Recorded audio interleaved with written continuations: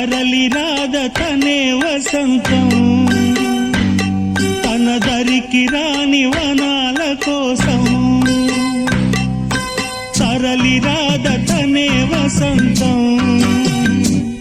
తన దరికి రాని వనాల కోసం